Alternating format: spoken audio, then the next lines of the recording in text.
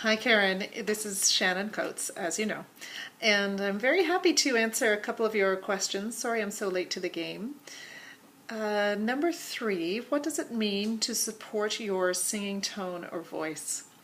Well, that is a question, isn't it? And so the term support has for me, it's not very meaningful actually, and I don't use it. I tend not to use it in my studio or when I'm working with singers, mostly because we have so many different ideas of what that term means, which is part of the reason I'm sure you have it in your list of questions. We have so many different ideas about what that term means, and it means something different to basically everyone you ask.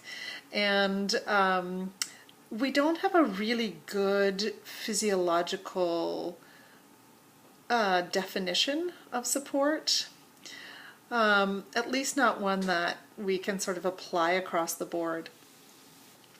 So because of that, and because of how amorphous that term is, I find it not very useful. The other reason I find it not useful is that the actual word itself engenders structure and tension and holding and all of these things that we don't particularly want to encourage in our singing and in our students' singing. So words that I use instead, I talk about breath energy quite a lot. I talk about subglottal air pressure.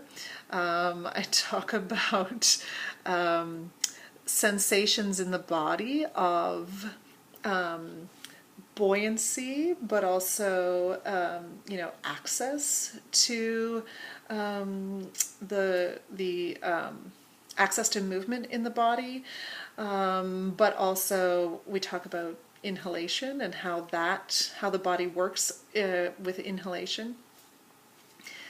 And I do talk about muscular antagonism between the muscles of inhalation and the muscles of exhalation, and maintaining this sensation of openness and a released buoyant openness as we're exhaling or singing, and maintaining that sensation on the exhale or as we're singing, and how that sensation of maintaining this openness and maintaining this buoyant openness is likely the best way to have support.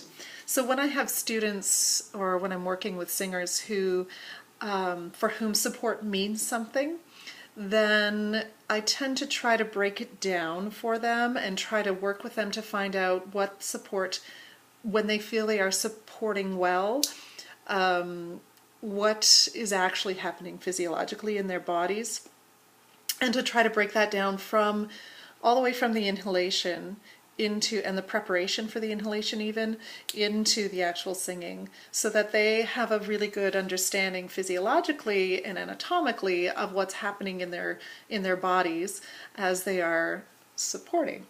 And then we do try to give it a little bit of a different term, and we do try to, like I said, move that terminology a little bit so that we're not assigning something that seems a little bit locking to their singing process.